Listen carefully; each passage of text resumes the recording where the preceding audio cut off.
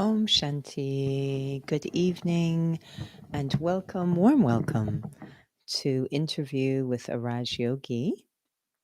And as always, it's nice to begin with a reflection. So we'll take a couple of minutes just to set the context with some thoughts. So seated comfortably, like a true yogi, in a very royal way, eyes can be open in a relaxed way. And rather than seeing just through the physical eyes, I begin to feel my inner eye, the one that can look into my inner world, is opening. The one that can see what's invisible or not physical. This is the eye of spirituality. It's very basic, very simple. It's governed by truth. It can see the self in a very honest way. It can understand others in a compassionate way. And it can make sense of scenes and situations around us in a benevolent way.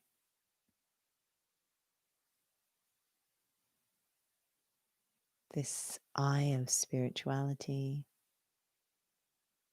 insight, wisdom, this eye is invaluable, even more valuable than these two physical eyes.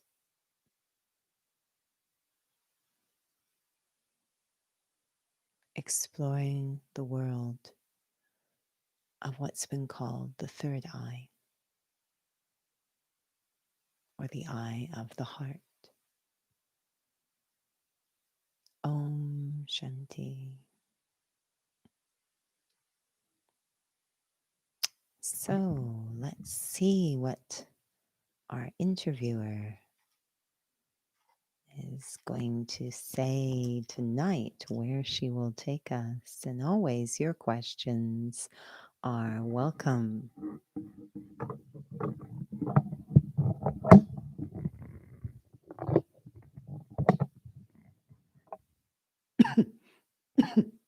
So,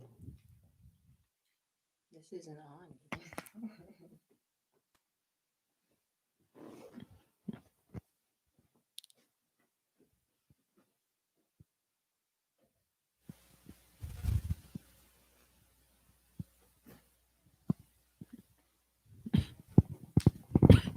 So good evening. Welcome to Interview with Raj Yogi. As Judy mentioned, if you have questions, please enter them into the chat box. We are keeping an eye on it.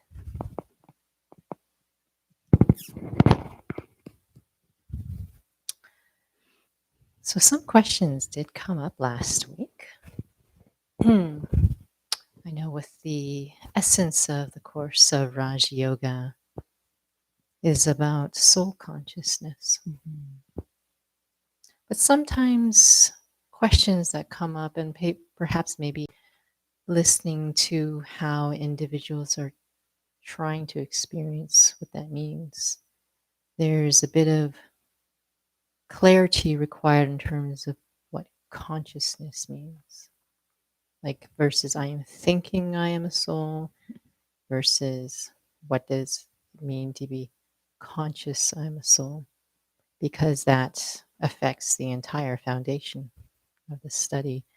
And perhaps maybe one is not really aware. There might be some misconceptions in one's efforts in that way. Mm-hmm.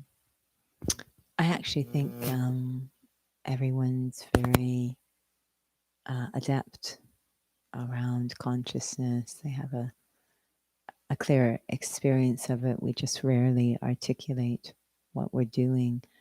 Another word we use sometimes is awareness.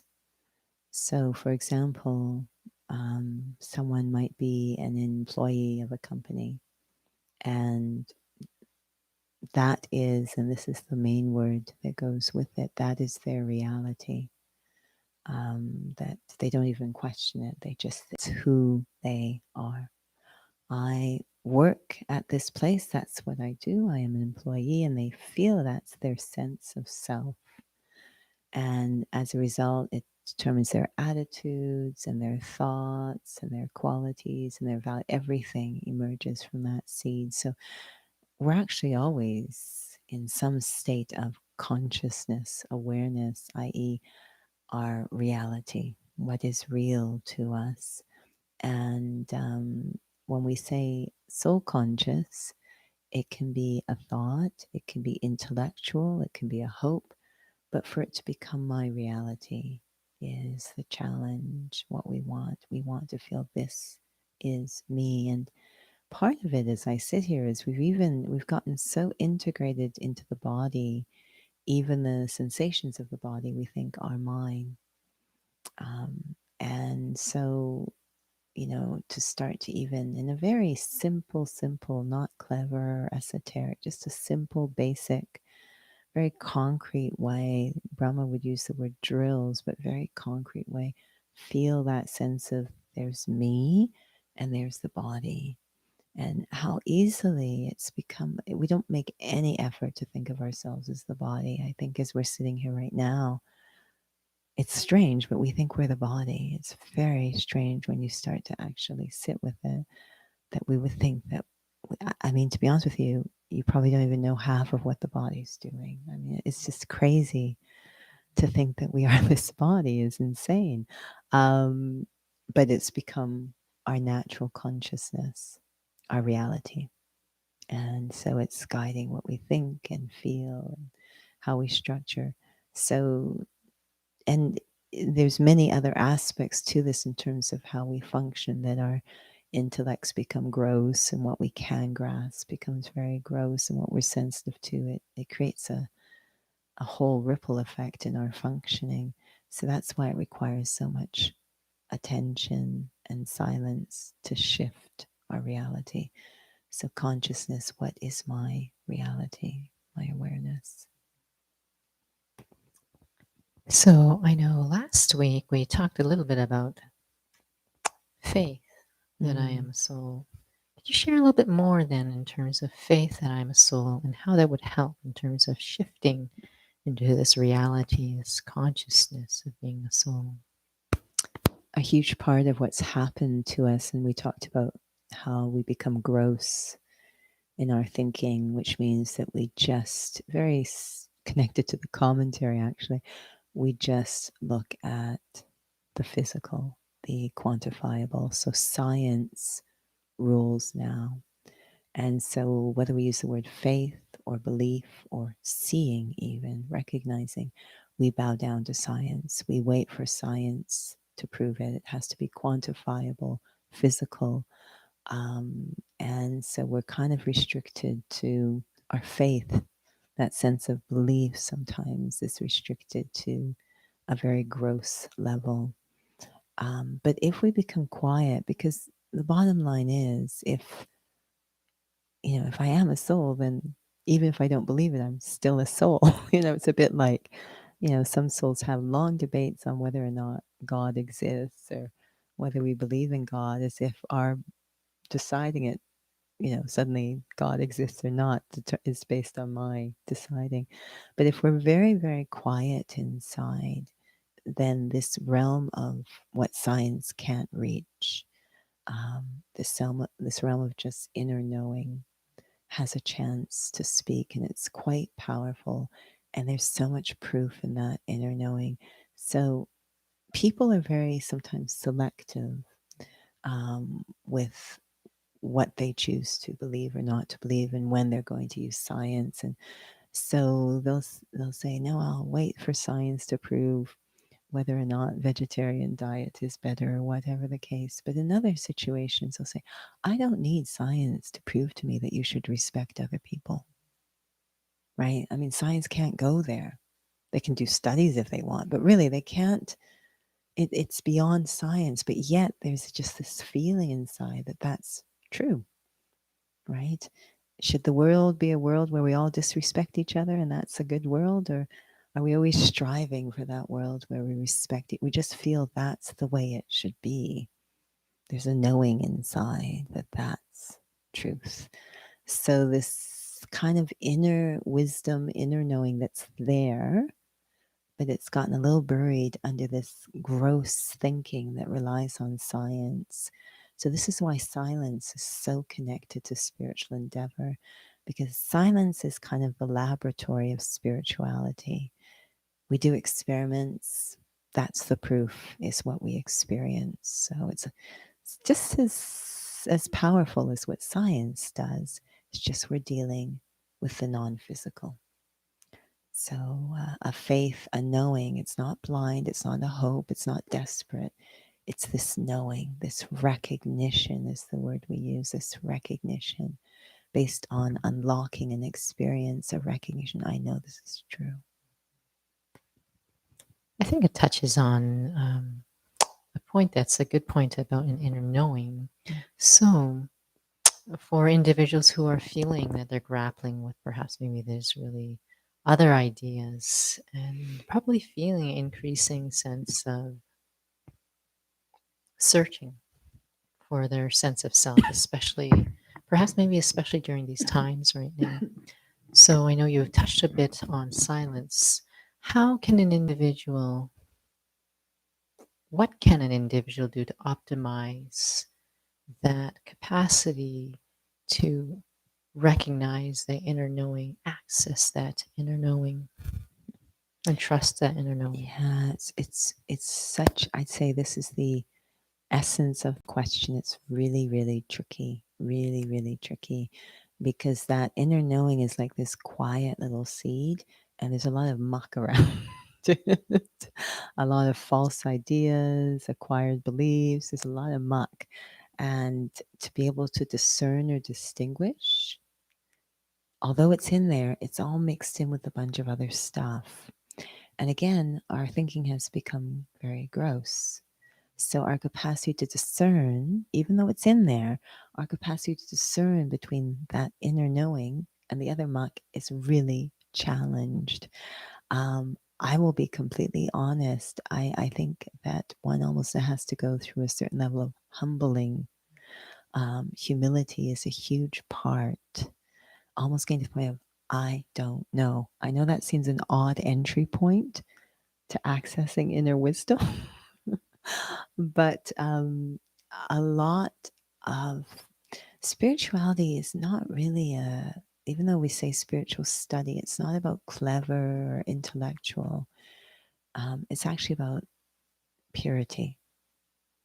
And the more purity there is, the greater the odds that I'm going to be able to access that inner knowing. But we're very attached, even though it's based on sometimes even painful ideas, such as if you do something wrong, you should feel bad. But that, we're very attached to it. It's familiar, it's safe. And wherever there's attachment, there's no hope of accessing something different. So a lot of purity is needed, not cleverness, but purity. In fact, those who have very little education do the best in the spiritual realm there, and they have that natural humility, that natural openness. Brahma Baba we have a couple of really amazing exceptions in this study. Brahma Baba was one of them, Jagdish Bai was another, Mama was another. But Brahma Baba, who was very experienced, had a lot of worldly experience, was an extremely sensible soul. That was clear from his success in business. And yet, to say, I don't know. Jagdish Bai was another one, a brilliant, brilliant scholar. And yet to say, I don't know. So the purity or humility required, I don't know, is the beginning of knowing. sounds odd. I know for myself um, that a huge part of this is house cleaning. The inner knowing's in there, but as we said, there's a lot of other muck that I have to be willing, humble enough to let go of. And I know for me that was continues to be a huge part, is just constant house cleaning, house cleaning, house cleaning inside. So, house cleaning, purity. Purity, perhaps for some who haven't even taken the course, Mm-hmm. in the context of what we're speaking about, what is purity? Mm. So I have, this is going to be delayed, I know. I have this glass of water. I'll hold it here for a while. So, oh, it doesn't look very good. This one's better. Okay, that's good. I have this glass of water. As you look at it, um, it probably looks fairly pure in the sense that it doesn't look like there's other things mixed in there other than water. That's pure. So, thank you. It's a very basic thing. Pure means not other things mixed in. There's no foreign things mixed in there. That's pure. So, everything has a pure state, but we're talking about purity of not a thing, but me, a living being. Can we still use that same term, pure? And spirituality says yes. And I think, again, that inner knowing, sometimes it's our conscience, or sometimes we say our heart, it knows that I'm not authentic. I'm not my real self. I'm not my true self. I'm not my pure self. It might be a show. It might be, usually it's ego or fear, attachments, but I'm not the real me. Real, pure. If you go into the store, I love the term they use, which is artificial. So they'll either say pure or they'll say artificial. So we know that feeling of being artificial or inauthentic, and how to get to the pure self. And it's, again, we're using very gross mechanisms to try and feel all this because we've gotten into a very gross place of thinking. Our sensitivity to purity continues to improve as we continue on the journey of becoming pure. But it just means nothing foreign is mixed in. Now, again, this can be a huge topic of debate. We are lucky in that we have in front of us examples of souls who have been on this journey. So we don't have to speculate. We can just look at them and get a very clear idea of what pure is. And what we see are souls who do not have anger, who do not have arrogance, who do not have jealousy, who do not have fear, who do not have hatred, who do not have greed, who do not have impatience. And, these are pure beings. They don't, and you say, well, what do they have? Well, they have self respect, they have patience, they have accommodation, they have humility, they have generosity in a constant way. It's not when it serves them, it's become their natural nature. So that's what pure looks like. The overarching term we use is sweet. These are really sweet souls. And I don't mean arrogant, sweet, acting sweet. I mean, they don't react. They're very non reactive, but they're very generous hearted, and they're so content, so full. So we get to see what pure looks like. And there's no confusion. There's no trying to figure it out. We can see it. We're lucky. There was no one in front of them, so they had to figure it out. So we can see what pure and a living being looks like, and we know it's possible. And we can't really deceive ourselves and say, oh, it's just human nature to be angry. No, it's not. Not when you see souls. You realize, no, that's the normal nature, is to be this way. And again, we're selective, right? When we get angry, we say, oh, it's just normal. But if someone else gets angry, we get upset. So we're very selective. We're not really truthful. But when you see souls who have deliberately gone on a path of purity and really done the work, and you see what a pure being looks like, then you understand, okay, that's true human nature. So, why are we selective? Maybe we're not, but the different foreign bits that have gotten inside of us are and want to stay alive. I sometimes think of it as parasites. Just we say parasites get into the body, little parasites get into the soul. Obviously, I don't want you to become afraid. They're not real ones. But it's like these invaders have gotten into our kingdom of the self and they don't want to leave. They don't want to leave. And this is why there are so many memorials of the battle between good and evil, between pure and false power. They're all memorials of what's going on inside of a soul as it begins its journey back to its true self. And so we want to be honest with ourselves. We want to be consistent. We don't want to be, selective or anything. But these invaders who don't want to leave um, are doing all sorts of interesting, we say, mind games. We call it Maya, which is these strange thoughts that they seem to plant in our head. And we actually think they are our own.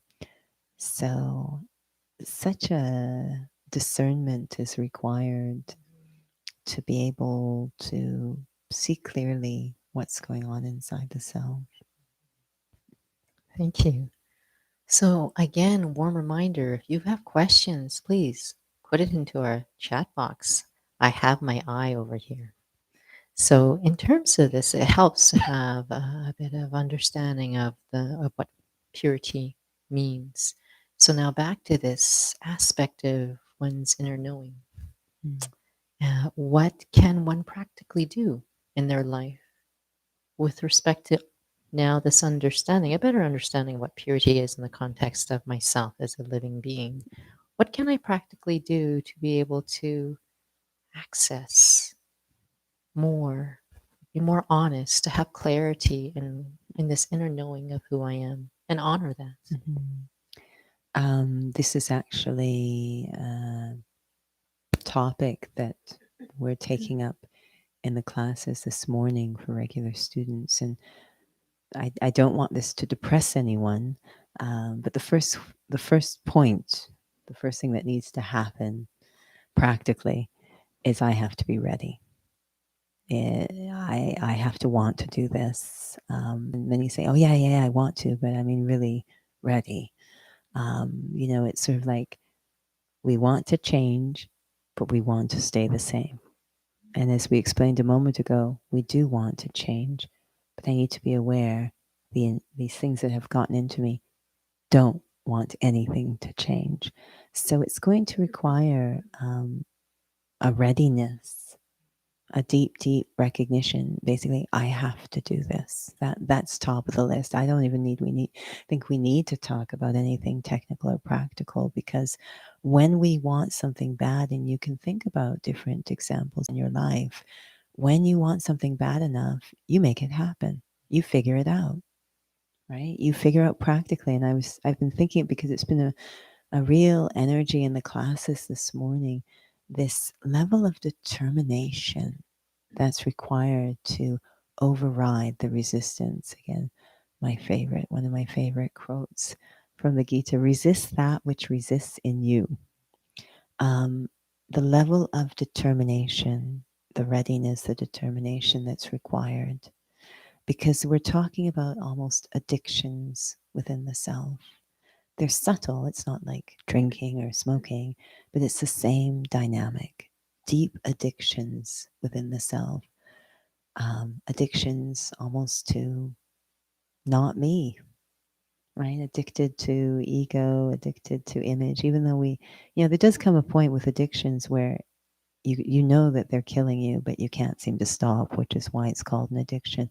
So the level of determination that's required, and I've experienced for myself, and I think we all, When that's been lit up, when that's ignited, you figure it out, actually. Yes, there are some practical things that we do. There's some lifestyle changes we make to help us.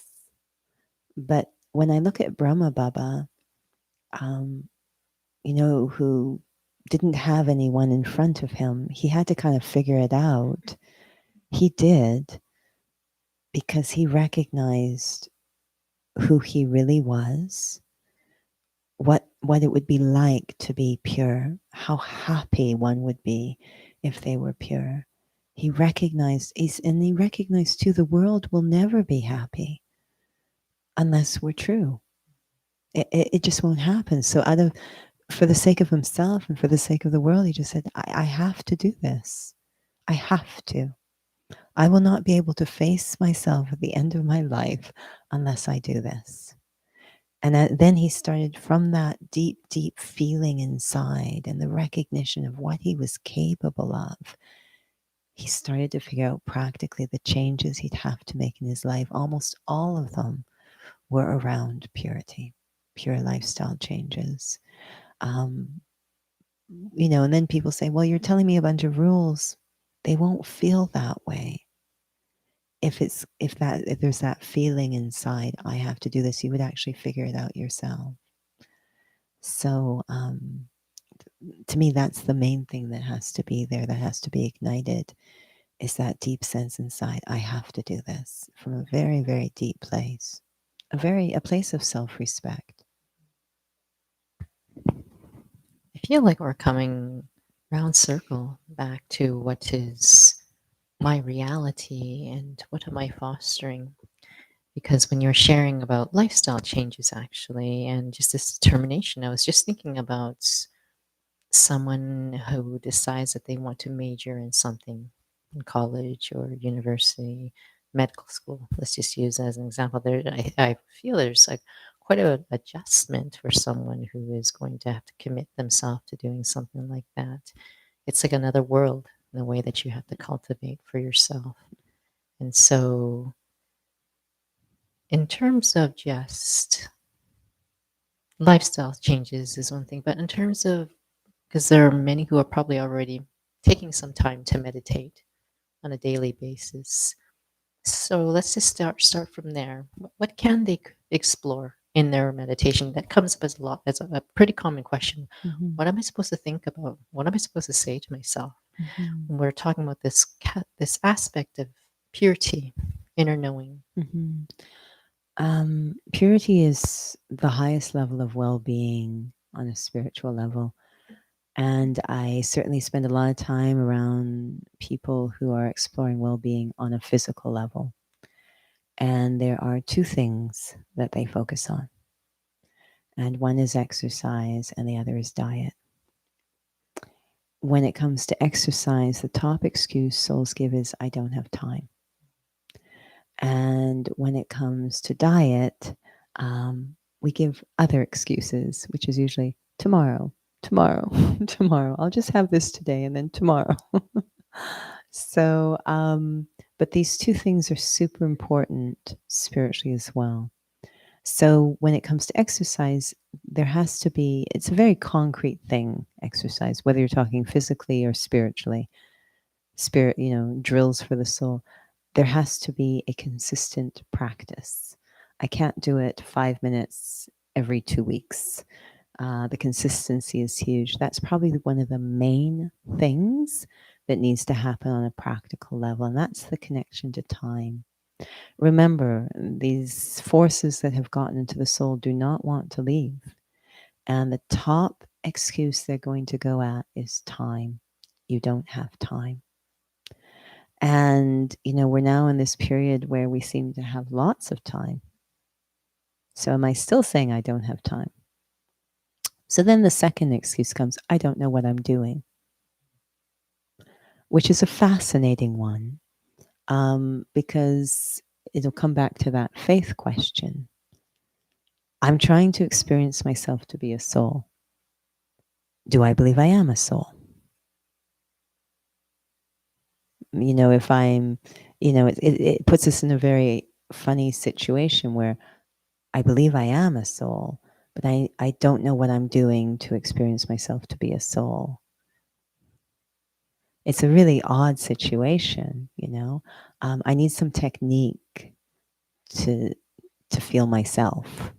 It's a very odd conversation. So definitely, when we look at the Raja Yoga course, it tries to give some concrete, very simple thoughts, not having to be complicated, but having to be consistent and very honest with the self in digesting these thoughts. So, exercise and diet, really careful about the thoughts that I'm using, really careful. And I would say the simpler the diet, the better. Very consistent, a daily practice, exercise. So I want to, the two are together. I want to have certain thoughts, but I want to be active with those thoughts. I don't want them to just stay thoughts. I want to experience the thoughts.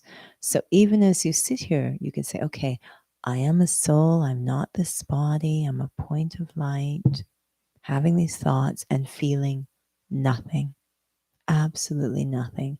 So it's great. I've got the right thoughts, but I'm not digesting the food. I'm not experiencing the food. So, on a practical level, I feel the consistency, the patience to just continue, but to be really honest and to check, am I having these thoughts, but am I sneaking some other food in on the side? This happens a lot when people are on a diet, is they've got this diet, but they're A bit kind of of junk a food. bit of junk food on the side. This is entirely counterproductive. And this is the thing that slows us down. So being super careful with the thoughts. You know, one of the top things we say in the course is someone will say, yeah, my soul, my soul, my soul. And we say, stop. It's like you're eating junk food. Stop. It's not my soul. Just stop for a moment and see what that feels like to say my soul. It doesn't sound like I'm talking about me. It sounds like I'm talking about my car. My soul is very different from I am a soul. I don't have a soul. It's like I have all these other things in my life. I don't have a soul. There's me and then there's my soul. No, I am a soul. So keep it very simple, but be very consistent and very focused and be honest that you're digesting. Give yourself the time to digest it. And then I have to exercise as well. I have to use these things as I walk and move around. Otherwise, I'm sitting here, I'm trying to do, I often laugh because people, just do so much work in the beginning of the day. And then as the day goes on, they just, all the effort of the morning is lost as they eat whatever and sit around all day. So I really have to stay on top of this. So the practice that we have that's very practical for that consistency is we at least make sure the beginning and the end of our day is spent with spiritual food and exercise. You can call it meditation if you want, but really giving myself time to exclusively focus on these thoughts and actually try to feel them, at least the beginning and end of every day. And then we have something called traffic control, but basically moments during the day. It's really long if I starve all day. Moments during the day when I try to remind myself, try to give myself this food during the day. But the consistency and the keen motivation are huge. That's very useful. I feel that souls are looking for practical, Mm-hmm. perhaps from those who have experience and are studying, because many can find that this is actually quite, I'm using that word on purpose, esoteric, very ethereal when it comes to spirituality. And perhaps that may even thwart one's efforts that way instead of keeping it simple. But you had mentioned about having faith on a soul. What is God's role? in terms of Mm. having faith I'm a soul. Mhm. Because there's certainly a lot of resistance inside, and we probably don't even realize we're eating junk food in terms of the kinds of other thoughts that are actually fueling that resistance. It's a bit of a chicken and an egg question. Um, if someone came up to you Oprah or someone who you feel is just, the top in terms of insights and wisdom and has that authority, it might be your doctor, whoever, and they said to you, you're a soul. And if you just focused on that, your life would become happy. It has to be someone who you have a lot of trust in, that you really think is an authority on this. It's amazing how much we bow down to those who we feel are in authority. So that's one side of it.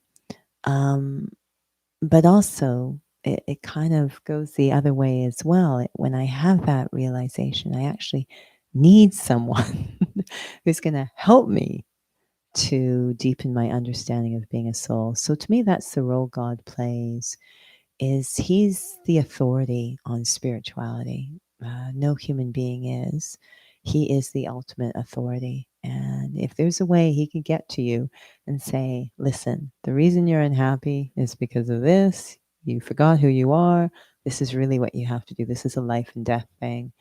Um, with so much power, like the Pope coming up to you, or the Queen, or whatever you can think of, with that kind of recognition that, oh my goodness, this is the truth that's talking to me. We need that. But also, once I realize he's right, I need him to help me get there, to get to that place.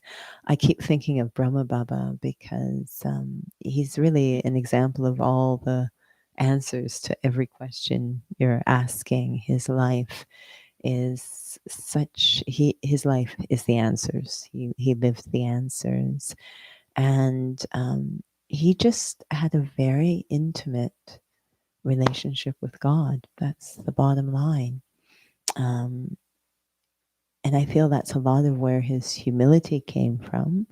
Just as you will bow down to your doctor or whatever is an authority figure, your parent, whoever, um, the only one he bowed down to, he felt was the ultimate authority on what he was interested in, was God.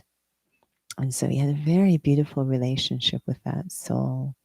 And, God also, in a way, bows down to us. I know that sounds sacrilegious, but that's what made their relationship so beautiful, is that Brahma Baba recognized that God was truth.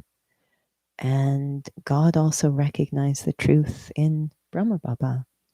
And the greatness of that soul makes for a very powerful relationship. Definitely.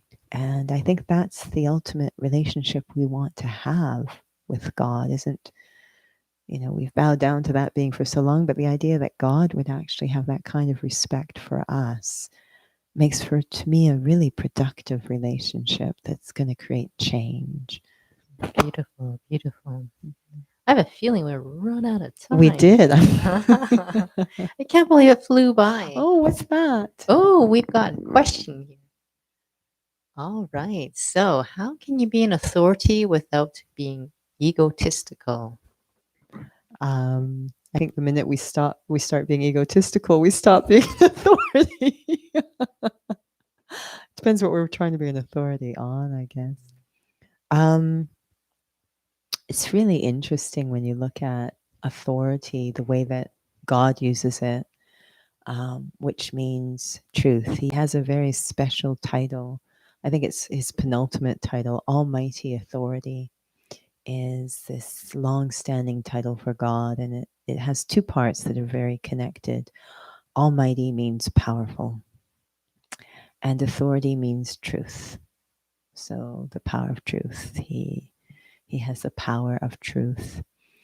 And I would love for you to experiment with, I mean, it turns into a debate, of course, but, talking to someone who has their opinion and you have your opinion, and you're trying to convince each other that you are right, that you have the truth and they're wrong. And you just come at it with two egos going at it. And you're just convinced, I am right and they are wrong. And I'm just going to shout louder than them. And it just turns into a debate. Neither has any authority, right? They don't have authority over themselves. So, a true authority, this true power of truth, as I say, it never has to prove. Truth never has to prove, never has to debate. Truth is so humble. The greatest authority I have ever seen, and I've been thinking about this all day, is someone who walks the talk. You know, they never have to prove, they never have to come into arrogance. They just live it. That to me is the greatest authority. And in fact, souls will come to them and say, explain to me how. They'll want to know from this being because they see the demonstration. So to me, I think, you know, if I'm trying to be authority by convincing or proving or shouting or talking to people, or I heard something the other day, and we'll end here because we're over time, and it's about the four subjects, and it was just a beautiful reminder, and it really touched my heart. We have four subjects in this study: knowledge, and then experience or relationship, converting that knowledge into reality, which is called yoga, and then dharana, where I walk it, and then service. And it was just reminding us that it has to start with a shift in my perspective or knowledge, if we call it knowledge, that shift in perspective. And then I need to go into this deep experience of that new perspective, which we call yoga, having a relationship that, you know, I really experience. It becomes real to me. And this is where God gets involved. We need so much power to help us have that real experience. And if we do, I literally will have a transformation in my character, not into something new and wild, but actually back to my original self. This transformation of character happens. End of story. And you're like, well, what about the fourth subject? It happens naturally. One's authenticity is an authority. So we say the greatest authority is experience, not words, but to give that experience, that authentic demonstration of, of that truth is the authority. Ego's got nothing to do with it. So we're so over time. Lovely, lovely sharing. Thank you. Well, thank you for those for joining us and your patience as well with our very organic interviewing skills and technical skills, and apologies with the audio. We welcome your feedback as well. Welcome your questions and your feedback, but welcome you to also practice what Judy has suggested today in terms of consistency, diet, and exercise. Lots of other thought provoking questions came up, but for you to take some time to reflect for yourself for some of the things that have been shared today. And so I don't know, we want to end with a We can. I mini think we reflection. should recognize our wonderful interviewer here. Very good job. It's very fun. And the interviewer is also the IT person, so I'll have to scurry to the back anyways in a Yeah. second. But a warm reminder, our next session is on Thursday. So we have our experience at 6:45 to 7:30, followed by Raja Yoga Essentials, and that's at 7:35 to 8:15. Otherwise, you can join us as well on Inner Fitness, and that's on Saturday. And all Right. details are on the website, but I'll hand it over to Judy now for a little teeny reflection. Sitting quietly, immediately, feeling that sense of solitude, that I am truly with myself, nothing else pulling my mind, not different roles or responsibilities, but almost a raw sense of being with myself, very honest and clean. And two things will emerge if I'm truly in that place. One will be the recognition of what potential I have, this almost longing in the heart to be my best, that longing for my true self. And there will also be a recognition that somehow I moved away from that, the journey that's ahead of me. And perhaps the most important kind of faith, the deep belief that I will be successful in this journey from where I am now to my true self.